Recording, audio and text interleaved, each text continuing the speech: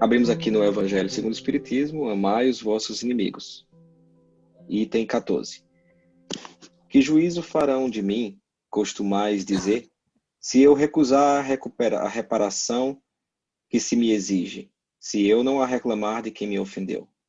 Os loucos, como vós, os homens atrasados vos censurarão, mas os que se acham esclarecidos pelo facho do progresso intelectual e moral dirão que procedeis de acordo com a verdadeira sabedoria. Refleti um pouco. Por motivo de uma palavra dita, às vezes, impensadamente, ou inofensiva, vinda de um dos vossos irmãos, o vosso orgulho se sente ferido. Respondeis de modo acre e dai uma provocação. Antes de chegar o motivo, o momento decisivo, inquiris de vós mesmos se procedeis como cristãos. Que contas ficareis devendo à sociedade por a privardes de um de seus membros? Pensaste no remorso que vos assaltará? Por haverdes roubados a uma mulher o marido, a uma mãe o filho, ao filho o pai, que lhe servia de amparo? Certamente o autor da ofensa deve uma reparação, porém não lhe será mais honroso dar-lhe espontaneamente, reconhecendo suas faltas, do que expor a vida daquele que tem o direito de se queixar? Quanto ao ofendido, convenho em que algumas vezes, por ele achar-se gravemente ferido, ou em sua pessoa ou nas dos que lhe são mais caros, não está em jogo somente o amor próprio. O coração se acha magoado, sofre. Mas além de ser estúpido arriscar a vida, lançando-se contra um miserável capaz de praticar infâmias, dar-se-á que, morto este, a afronta qualquer que seja, deixa existir. Não é exato que o sangue derramado imprime retumbância maior a um fato que, se falso, cairia por si mesmo, e que, se verdadeiro, deve ficar sepultado no silêncio? Nada mais restará, pois senão a satisfação da sede da vingança, a triste satisfação que quase sempre dá lugar, já nessa vida, a causticantes remorsos. Se é o ofendido um sucumbe, onde a reparação? Quando a caridade regular a conduta dos homens, eles conformarão seus atos e palavras a essa máxima: não façais aos outros o que não quiserdes que vos façam. Em se verificando isso, desaparecerão todas as causas de dimensões e com elas as dos duelos e das guerras, que são os duelos de povo a povo. Francisco Xavier, Bordeaux, 1861. Você, Tati. Querido Deus, amado Jesus, obrigado por mais essa noite, obrigado pela união desse grupo, obrigado pela presença do Vandir, nos orientando, nos amparando em nossos estudos. Obrigada a todos os mentores que aqui estão, aos médicos que nos ajudam nesse momento. Obrigada a presença a todos os trabalhadores que estão aqui, os estudiosos que estão aqui de todo o coração, né? E depois de um dia de serviço, seu Vandir, lá no Brasil, que acorda tão cedo para nos ajudar. E não tenho mais o que dizer, senão agradecer por tudo que estamos recebendo com esse estudo. Assim seja. Assim seja. Então, obrigado mais uma vez a todos. Obrigado, seu Vandir, obrigado, Lília, todo mundo que está participando aí. Essa mensagem foi mais para mim do que para vocês, pode ter certeza. Pode digitar que está baixo, não dá dando para ouvir aqui não. Não deu? Olha aí. Sim. Agora dá. E agora? Tá dando? Agora dá. Deixa eu ver aqui se... Então tá, pessoal, vamos lá. Vamos ao nosso tema, porque a gente já passou alguns minutinhos, 10 minutinhos aí de boa noite, de dando os welcomes. Eu não sei mais nem falar o que é o welcome em português, Silvandi. Bem-vindas. Bem-vindo.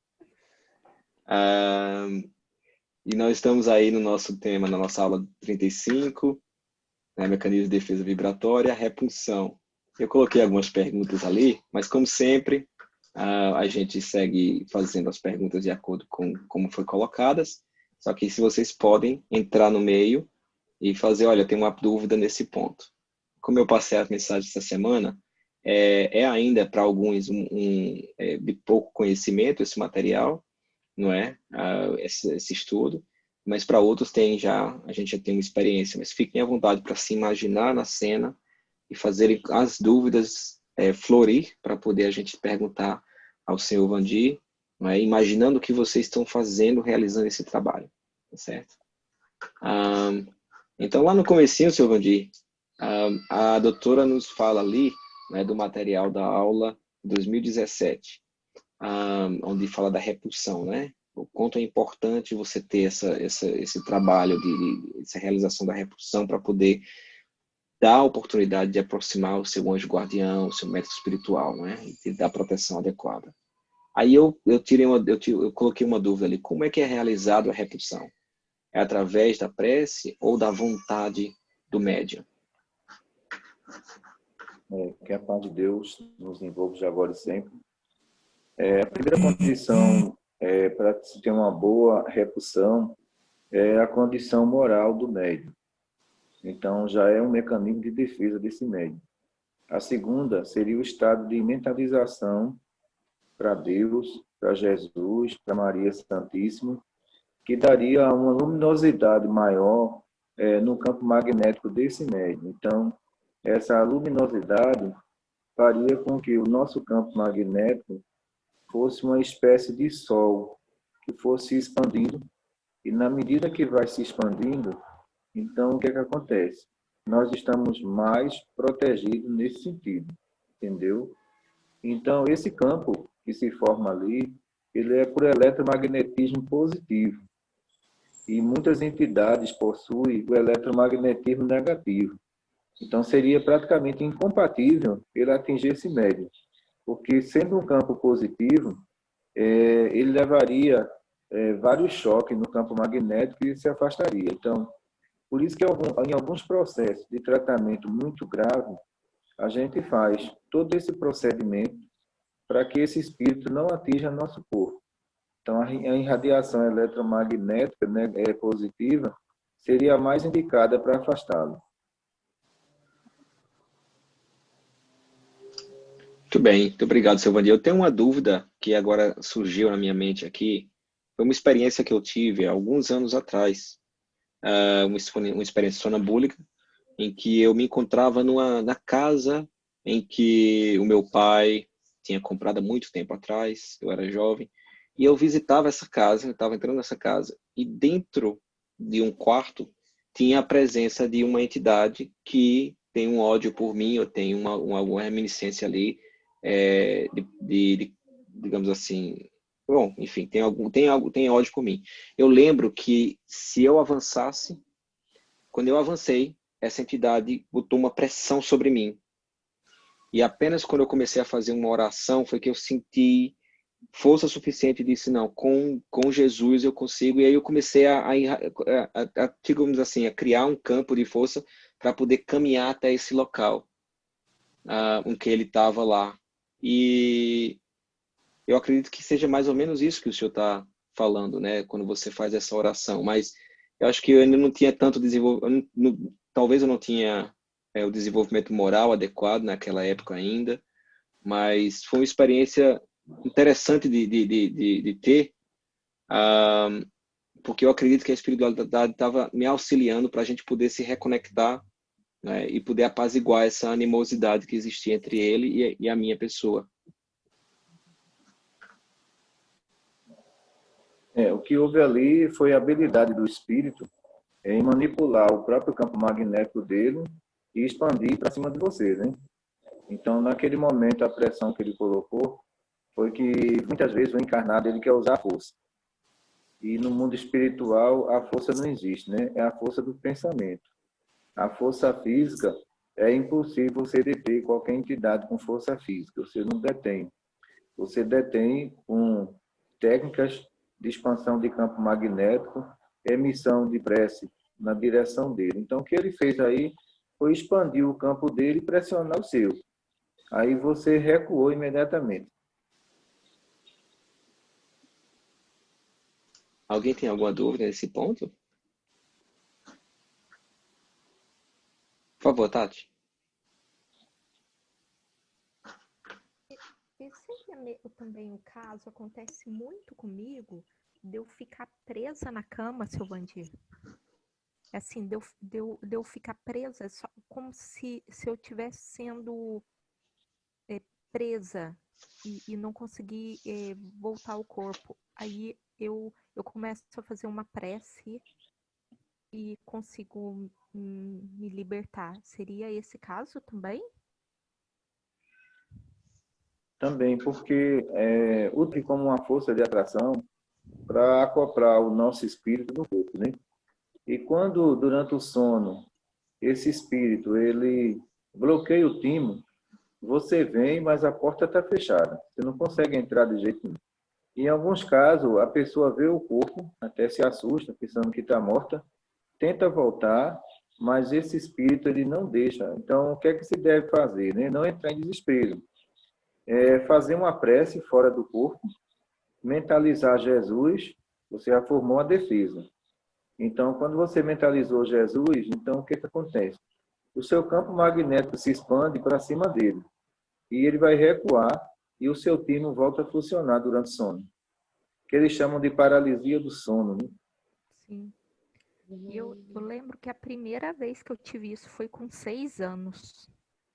É quando começa a desenvolver que fala que a gente... como que eles falam que a partir dos 7 anos... Porque nessa idade aí, com 6 anos de idade, você não tinha completado o ciclo reencarnatório ainda, né? Completa com 7 anos de idade para iniciar a prova dessa existência. Então, você estava ali, não era mediunidade, era perseguição.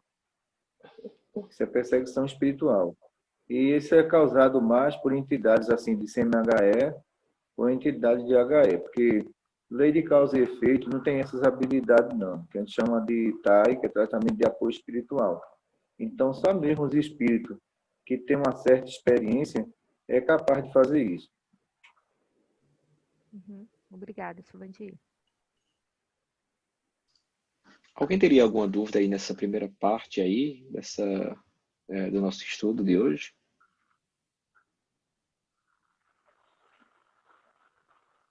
Não? Cíntia, por favor, fica à vontade, se você for sair para o trabalho em breve, a gente dar um pulo para tuas perguntas e aí pode retornar para mim depois, tá certo? Tá bom. Seu Vandir, para uma pessoa ser doutrinador, né? Ela passa por alguma preparação para poder ser o doutrinador de uma reunião mediúnica? Veja só, aqui no MCM, o pessoal do receituário, todos eles foram convidados para a doutrinação. Então, eles passam por um treinamento.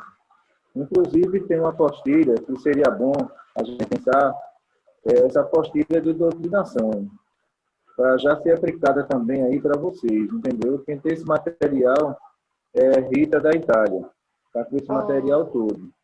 E eu fiz todo o estudo com ela e com o grupo, é muito bom essa apostila, vocês também aplicarem. Dá um minutinho que eu esqueci o vídeo do carro aberto. Vai lá, pode ir. E está chovendo. Eu volto logo.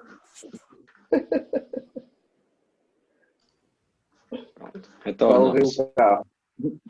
Então, a questão da doutrinação é interessante, que é muito bom o receitista aprender a doutrinar, porque de início aqui eu tive que aprender tudo, né?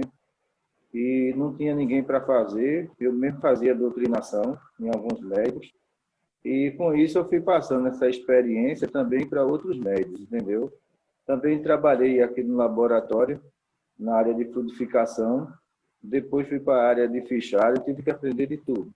Não tinha ninguém para fazer, era poucas pessoas, mas esse curso é muito bom para vocês. Tem muita coisa boa aí. E essa apostila ela foi psicografada por Dr. Carlos Henrique há 26 anos atrás, né? Olha que Então ela está interessante. muito atualizada. Deve Eu ter vou, muita informação. eu vou comunicar, então vou conversar com a Rita e com a Iane para poder saber como é que a gente pode proceder para fazer esse trabalho, né? Ah, retornando A gente aqui, poderia fazer uma semana do estudo e outra semana da apostila, porque ela é pequenininha, e eu acho que dentro de um mês a gente termina. Tá. certo? Vamos lá. Sentíamos. Tá. Segunda pergunta. Tá. Seu Vandir, numa reunião mediúnica, os integrantes que fazem parte da reunião, ela sempre tem que estar sentada sempre no mesmo lugar? Ou pode, tipo assim, eu sento aqui, eu sento acolá, ou sempre tem que estar sentada numa mesma cadeira, uma mesma posição, não sei.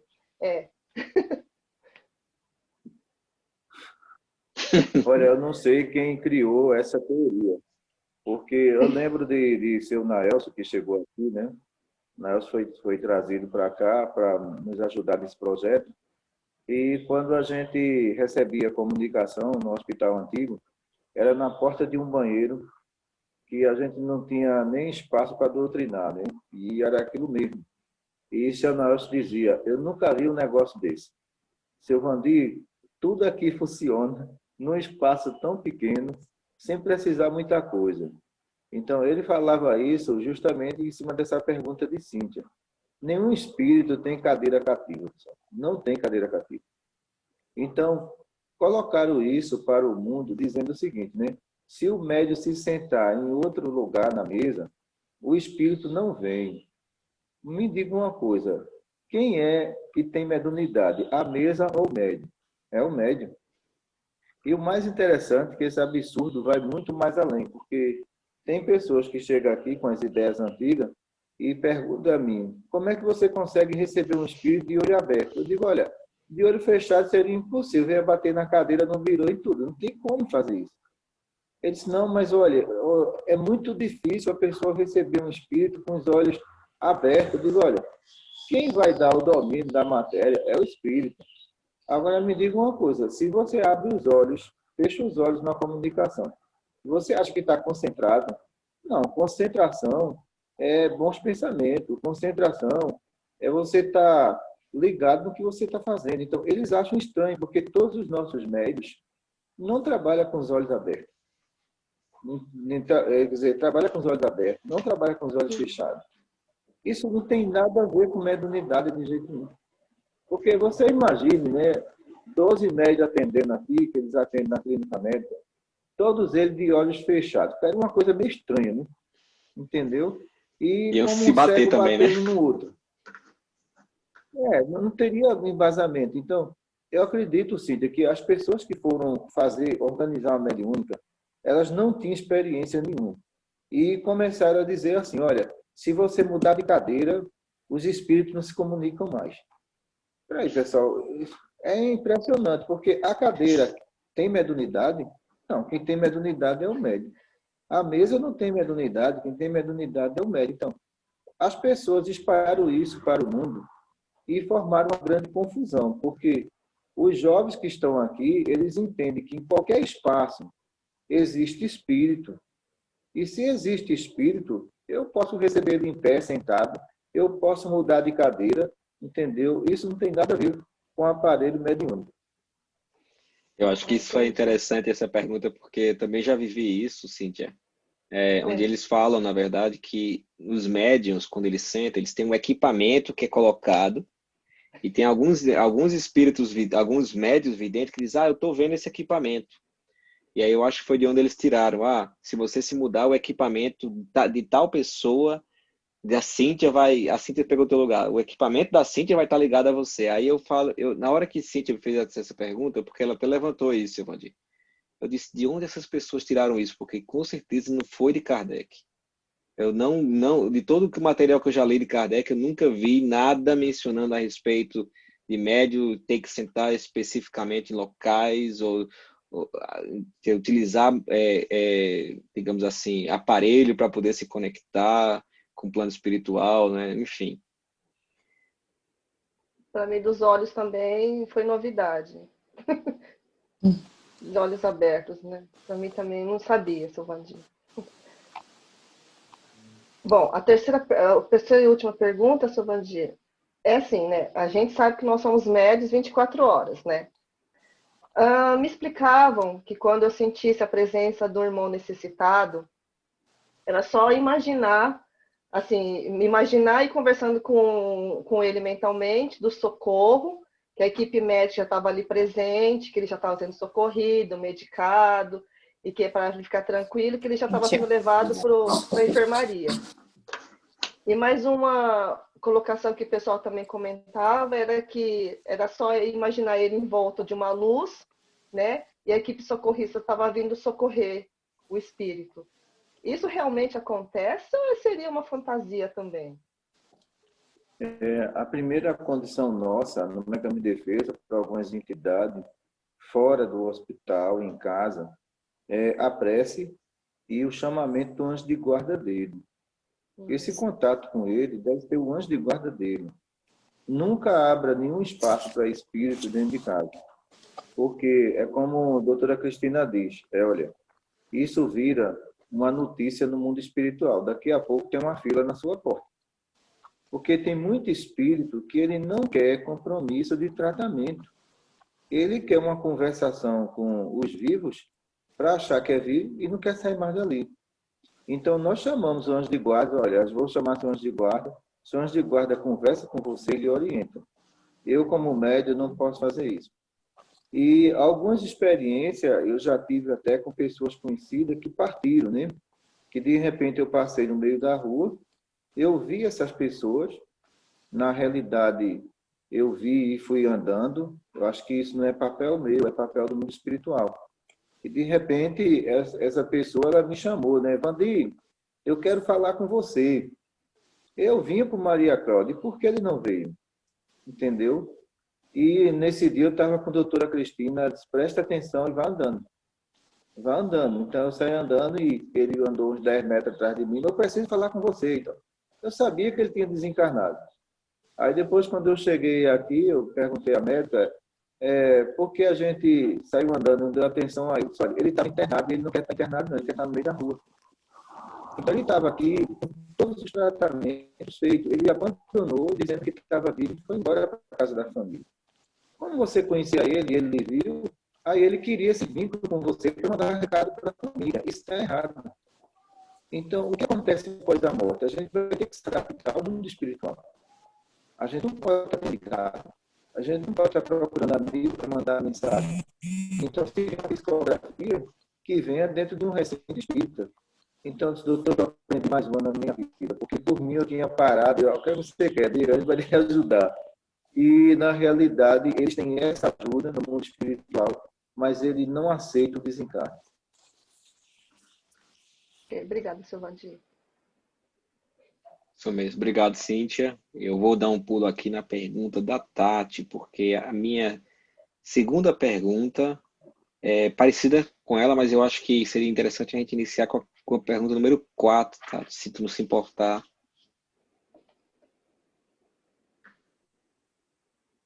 Tu tá em mute ainda, deixa eu tirar tu de mute.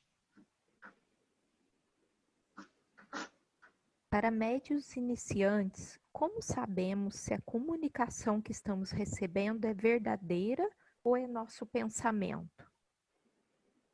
Vê só, Tati, médio iniciante, a gente não cobra muito deles, não, sabe?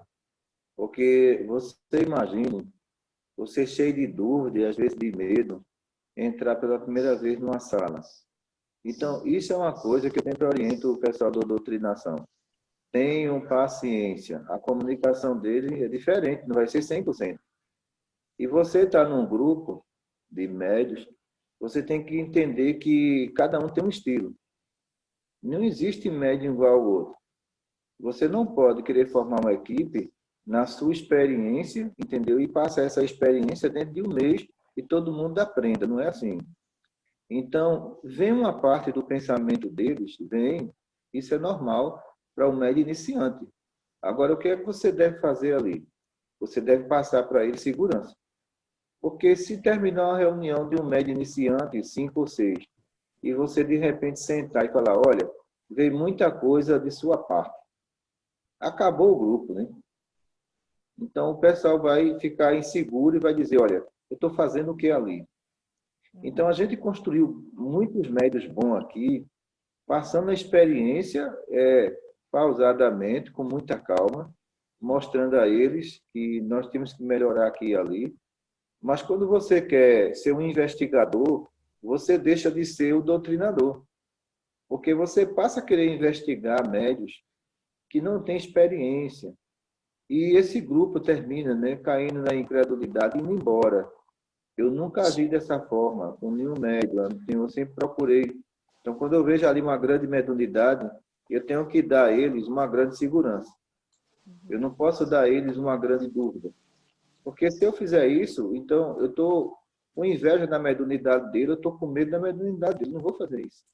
Então, grande mediunidade tem que ser tratada, tem que ser orientada, mas de início você não pode cobrar muita coisa desses médios, não. Por exemplo, tem muitos médios aqui que vão para psicografia. Então, eu digo a eles, antes da psicografia, olha, vou dizer uma coisa a você, que experiência de 38 anos de psicografia. Vem muita coisa de sua parte e pouca coisa do espírito. Não vá se chatear, depois avaliar e falar, vamos melhorar aqui, tá entendendo? Porque a gente tem aquele jeitinho de não cobrar de quem está começando, tá entendendo? E eles dizem, mas seu Vandir, é assim, você é assim. E pode ser que você sente ali e trave, e você não escreva nada. E você tem mediunidade, mas na hora o seu emocional, sua dor, você vai travar.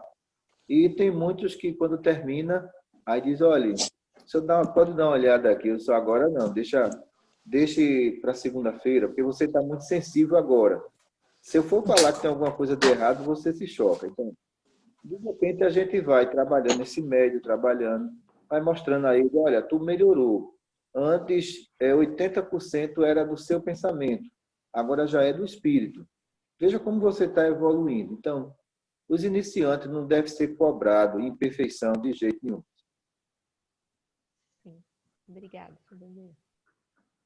Eu queria trazer aí uma dúvida minha, levantando esse ponto aí sobre o desenvolvimento mediúnico, até porque tem mediunidade ativa, mediunidade passiva, né?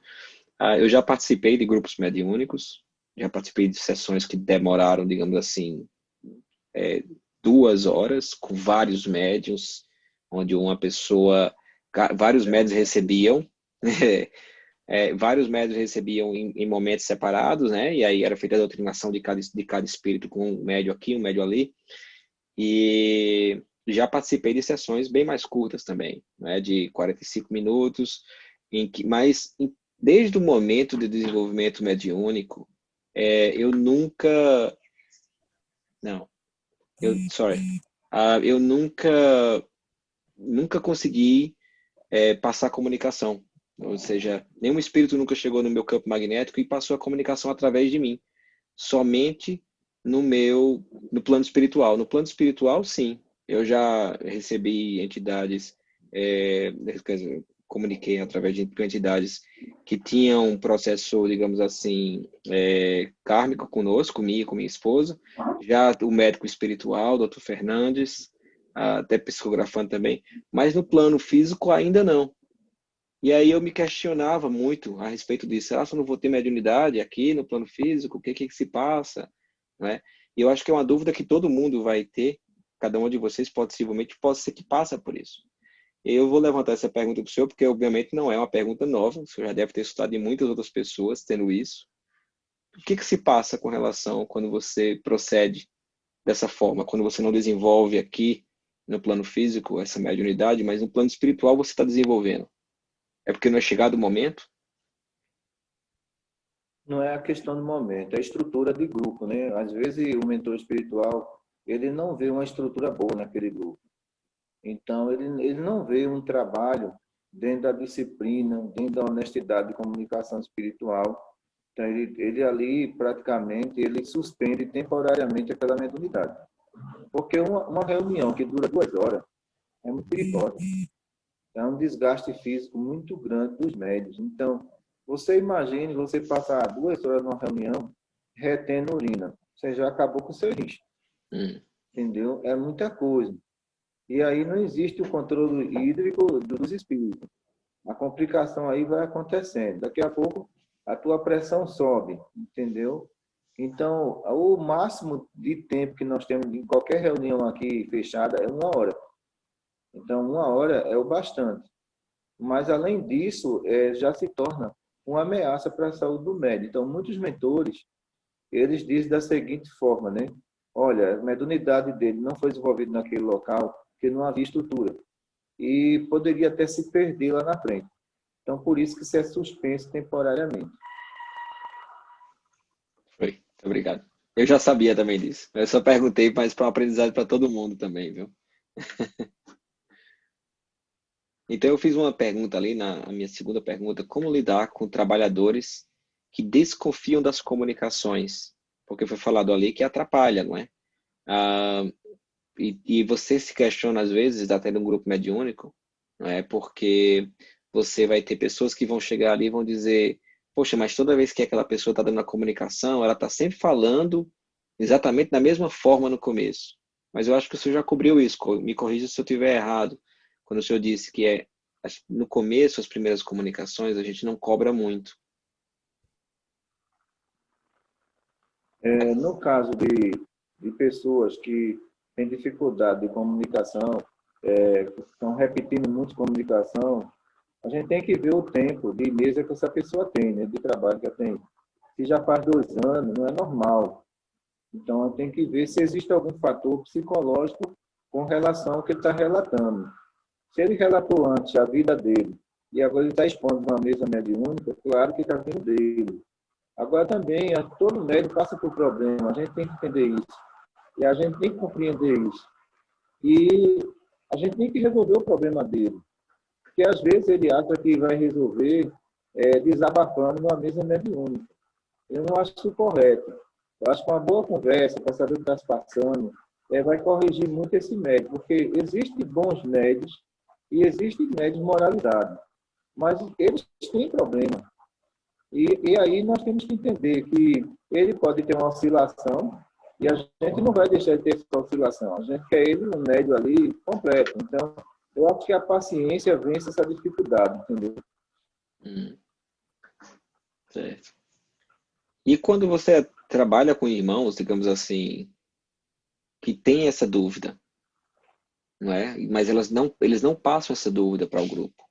Essa frequência vibratória ali da dúvida não estaria atrapalhando? Como é que você consegue identificar e trabalhar isso, né? Trabalhar o senhor já falou, mas como é que você consegue identificar? É interessante, Francisco, que muitos médicos querem defender causa própria, né? Eu não sou a favor disso. Eu não sou a favor disso. Então, eu sou a favor que você defenda a causa do próximo, não é a sua. Está entendendo? E muitas vezes, quando você trabalha com a disciplinadora, você trabalha com um médico espiritual, você vai ser acusado de tudo.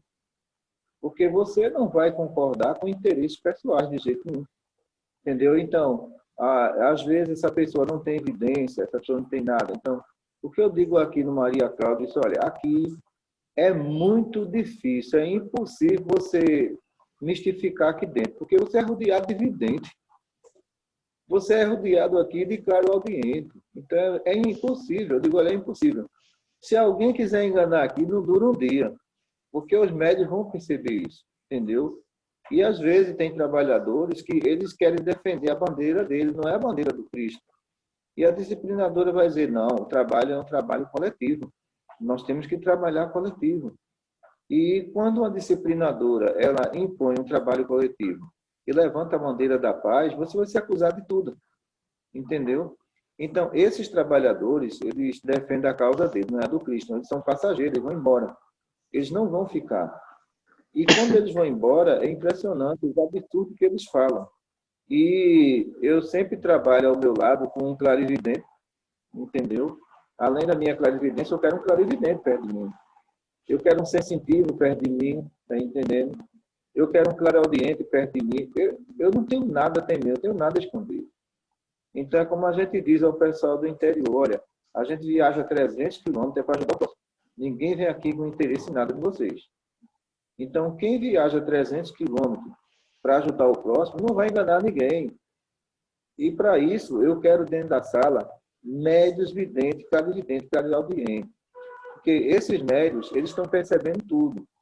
E é interessante os relatos deles, quando eles assim, ele termina e fala, Mr. Vandir, eu quero falar com o senhor, diga. Olha, eu vi os aparelhos espirituais todinho ali. Eu vi a doutora Cristina, baixa estatura, cabelo preto, de franja na frente, toda amarelinha. Então, é ele que está dizendo. Entendeu? Então, o relato é dele, não é meu. Então, eu acho que o médico que tem confiança, ele não pode ter medo de dentro de casa de dentro, não. Porque eu vejo muitas coisas aqui dentro de pessoas que chegam para fazer consulta, vaidosa, que ninguém pode ir por esse caminho. E chega na frente da médica e faz, sabe quem eu sou? Ela diz, não, eu sou doutrinador. Por que você está perguntando? E ela diz assim, eu perguntei para essa doença. Então, é como diz assim, a senhora está na frente do doutrinador. E agora? Ela se comporta normalmente. Entendeu? Porque se você tem fé em Deus, confiança no bem, você vai temer o quê? Então, por isso que os médios não devem, de forma nenhuma, se ofender quando alguém falar assim, você está recebendo um espírito de mentira. Esse tem interesses pessoais. Então, como você não teve nem concordou com ele, claro que ele vai querer fazer de tudo para destruir o seu trabalho, mas um trabalho fundado nos ensinamentos do Cristo, ele não se abala nunca. Nossa, que pergunta maravilhosa. Muito obrigado, seu Vandir. A Samara tinha uma pergunta ali, a número 2, que também acho que linka com essa, né, Samara?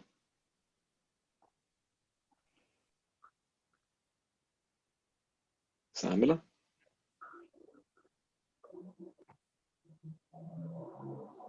Oi. Sim, essa sim. É a questão da insegurança, né? Uhum. Não, mas acho que Já foi respondido? já foi respondido, sim. Tá.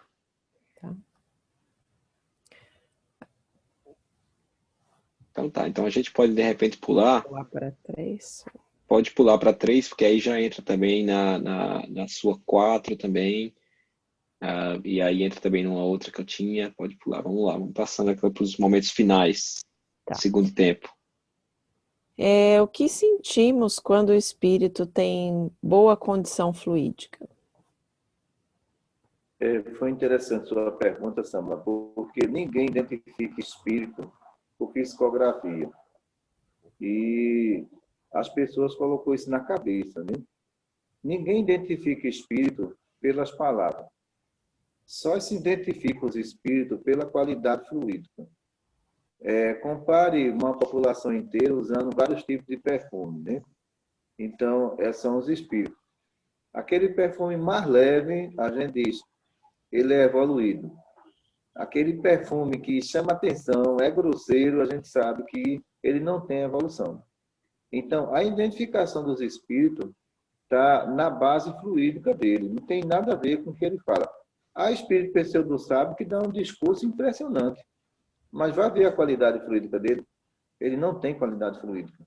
Então, se o seu anjo de guarda se aproxima de você, você sente uma leveza no pensamento e no corpo. Então, isso quer dizer que toda a luz que ele está jogando em cima de você, o seu organismo está absorvendo como paz. Então, aí você identifica que é um bom espírito.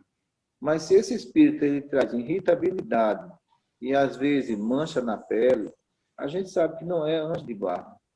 Porque nenhum fluido ele vai provocar essa reação. Então, as pessoas entenderam que identificar espírito, eu vejo muito isso aqui no movimento espírita, eles dizem assim, eu li uma determinada mensagem de um médium e aquela mensagem ali não tem nada a ver. Então, ele está fazendo aquilo porque o médium é desconhecido. Se for médium famoso, ele passa a mão por cima. Mas como é um médium desconhecido, eu já vi mensagem de médium desconhecido, uma estrutura impressionante. E era de espírito superior. E muita gente negou porque o médium era desconhecido. Eu disse, meu Deus, como é que estão condenando essa pessoa que essa mensagem aqui tem toda a base espiritual, toda a estrutura espiritual? Então, quando a gente vai ver a base da comunicação e a condição do médio, a condição fluídica, o espírito evoluído. Então, quando a gente observa na psicografia, por exemplo, que o espírito escreve muito e não diz nada, ele, em um parágrafo, ele podia dizer uma simples frase que poderia resumir tudo. Então, o médium começa a escrever. Quando você vai ler, a mensagem não tem sentido nenhum. Pelo tema, você conhece que não teve início, nem meio, nem fim. Ele não soube terminar a mensagem. E quando você parte para o Livro dos Espíritos, você observa que todas as perguntas que Kardec faz, a resposta é muito curta e objetiva, mostrando a qualidade do espírito. Tá. Obrigada, Sônia. E aí tem uma pergunta também da Sandra. Tem alguém que tem uma pergunta nesse e-mail? Respondeu a minha pergunta também. A minha 3. É a mesma. Fiz a mesma pergunta. Foi.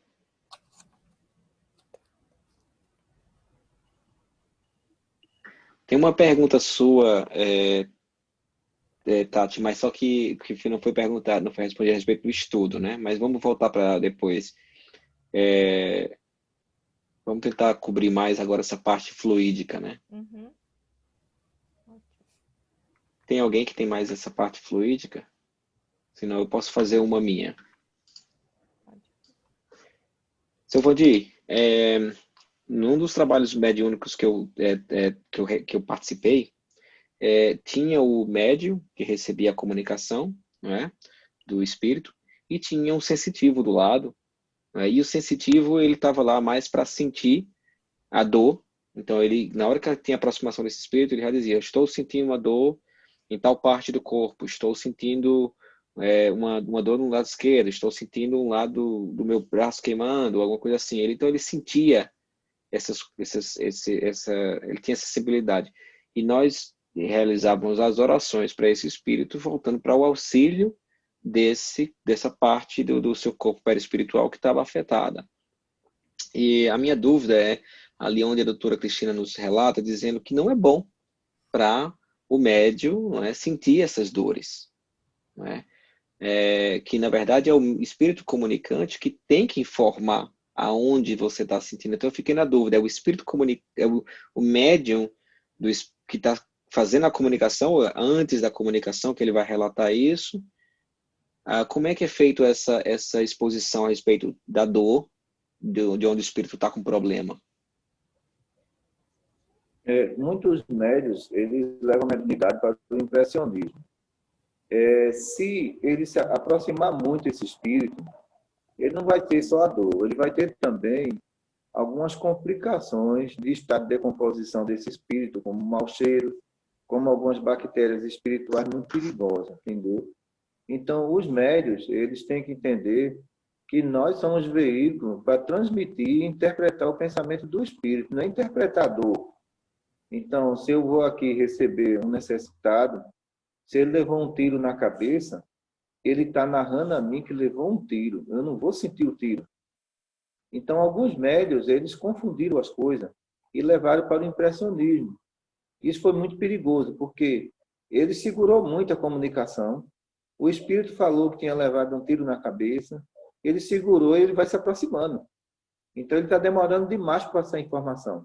E quando ele vai demorando, então, ele vai sentir a dor do tiro. Então, a gente sabe que o nosso perispírito é muito flexível. E se isso for acontecendo diariamente, vai ter complicações futuras nesse médium. Então, o que é que esse médium deve fazer? Ele é um intérprete. Então, eu posso receber um espírito que ele foi degolado, mas eu não vou sentir. Ele está dizendo a mim aqui: olha, eu fui degolado. Eu vou passar para o doutrinador que eu estou degolado. Me ajude, por favor. Então, nós somos um intérprete. Agora, eu vou esperar que esse espírito se aproxime bastante do meu corpo para eu sentir e ficar sufocado. Então, esse médium não foi bem orientado. Aí, durante os períodos de 20 e 30 anos, a gente perdeu muitos médios por falta de orientação. Perdemos como? Porque o pessoal achava que mediunidade era o terror, era o médium sem perna, o médium sem cabeça, o médium sem braço, e essas pessoas desistiram porque não aguentavam tanta dor, né? Mediunidade não é dor, não. É interpretação.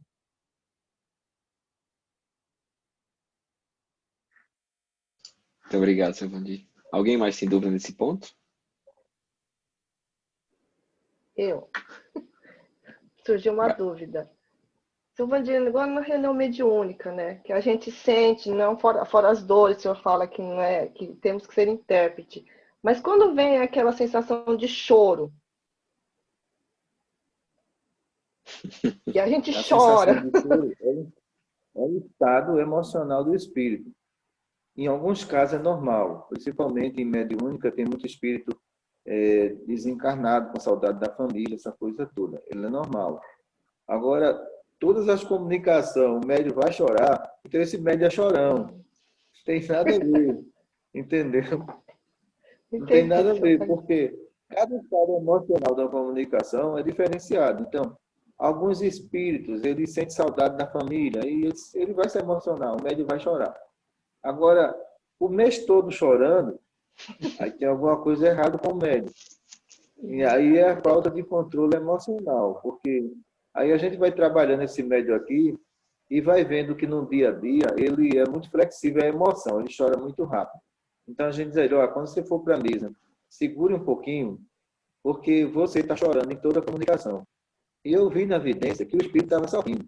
E você estava chorando, é muita contradição, né? Ah, entendi, seu Vandir. Porque algumas comunicações, quando vêm alguns espíritos, dependendo do estado emocional, de dor ou de saudade, igual o senhor falou, ou de, assim, de não aceitar o desencarne, né? Vinham esses tipos de espíritos, né? E eu não entendia por que que caía as lágrimas. Eu falei, mas eu não tô chorando, né? E caía, caía. Ah, agora eu entendi.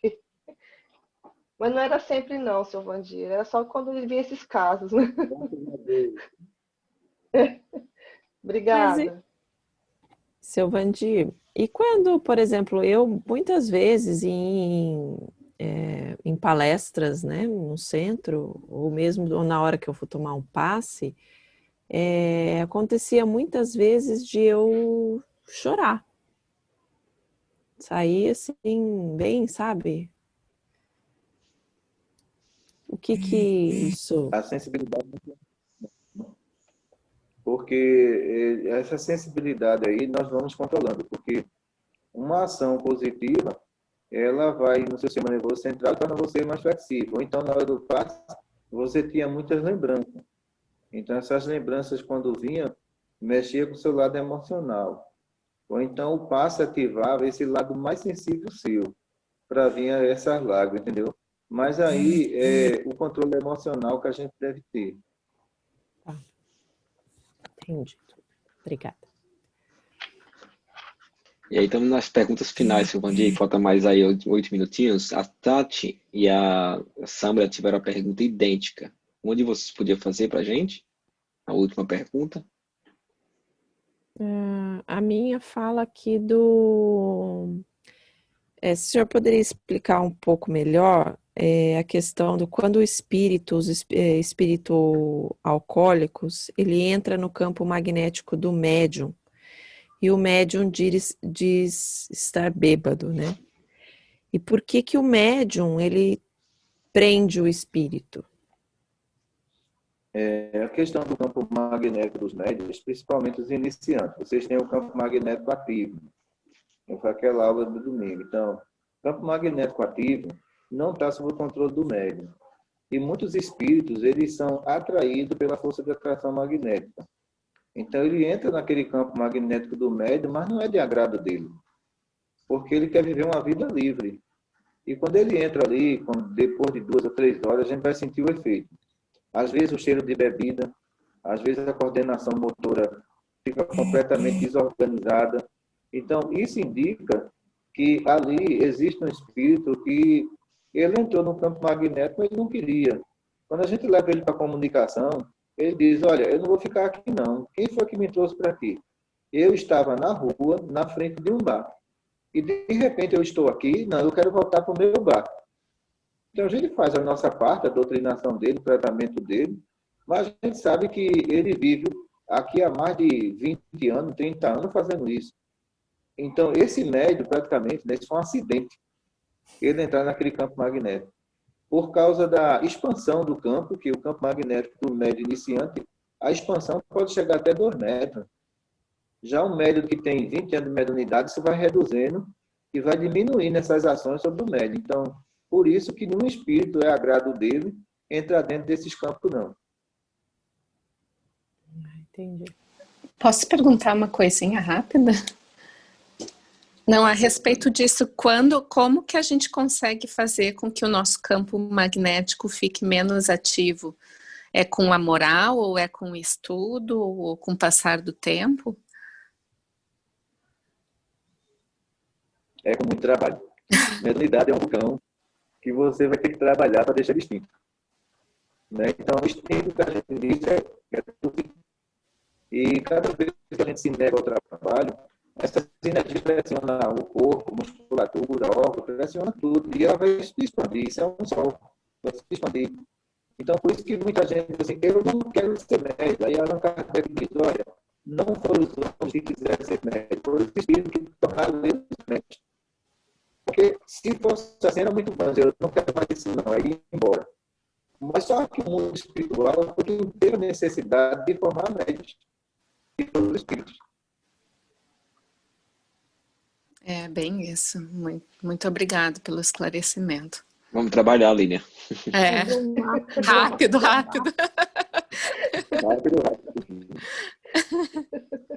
A última pergunta da Tati ali, explica sobre a definição. Você quer fazer, Tati, por favor? Se você tem que sair de mute, tá?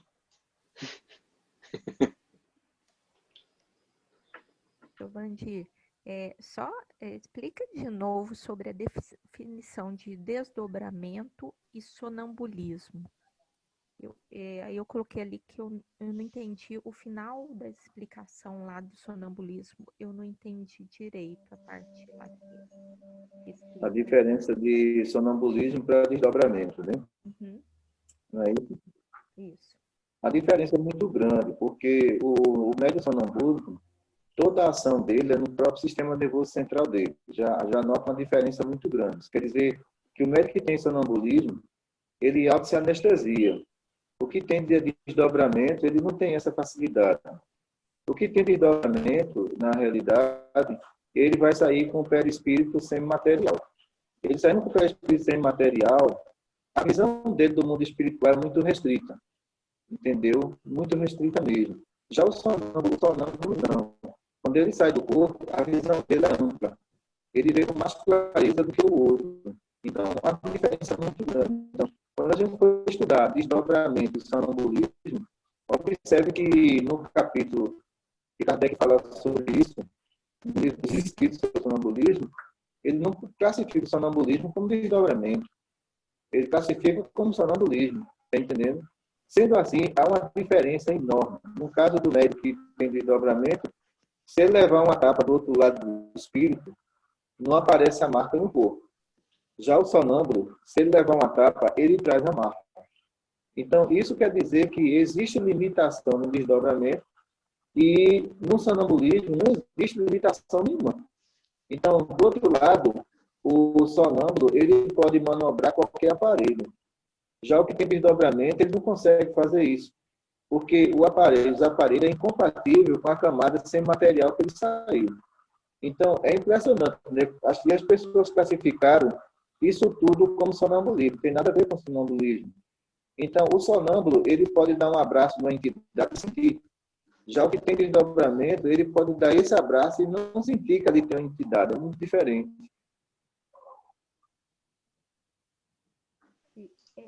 Fala que assim, o desdobramento ele sai semimaterial e no sonambulismo ele sai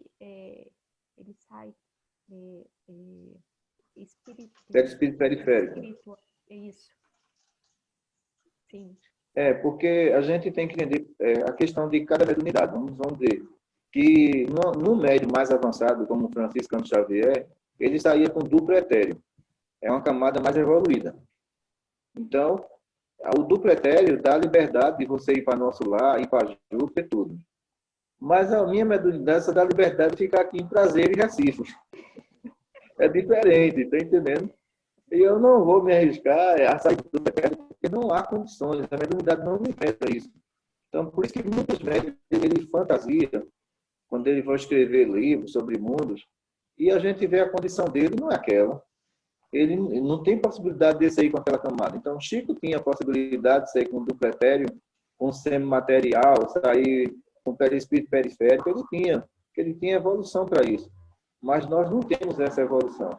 Então, isso quer dizer que, para cada mediunidade, vai ser utilizada uma função periférica. Obrigada, Silvantino.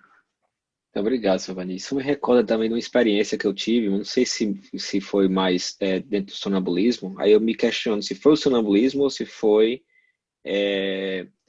efeitos físicos. Logo no começo, quando eu comecei a retornar aqui na Austrália aí ao centro espírita, eu tive um irmão que me perseguia também, como eu já falei antes, e ele chegou a me enforcar na cama. Então eu sentia a mão dele no meu pescoço, ele me enforcando na cama, tanto que eu não conseguia respirar. Só que eu estava consciente, eu estava deitado na cama, estava indo dormir, pegando no sono, né? Então eu estava consciente de que eu estava acordado, só que eu não conseguia respirar. E eu lembro que eu tentava respirar, puxava o ar e não vinha. E eu sentindo a mão dessa pessoa, só que eu não via ele, né? E aí o que acontece? Eu comecei a fazer uma oração para ele. E aí foi quando eu senti a mão dele sair. E aí eu me questiono, será se isso foi efeitos físicos ou foi um estado sonambúlico ali iniciando? Porque ele podia ter capacidade de me matar se eu não tivesse feito a oração, né? Médio não morre, como diz a doutora Cristina. Ele não morre. Ali foi o sonambulismo, porque ele atua ali no seu perispírito periférico. E essa atuação é como se fosse alguém vivo pegando no seu pescoço. Então, por que ele fez isso? Ele sabia que você é sonâmbulo. Então, sabendo disso, ele diz, a minha matéria é compatível com a dele. Se eu der uma tapa nele, a tapa aparece. Se eu apertar o pescoço dele, ele morre, né? Então, na hora, o anjo de guarda lhe socorreu.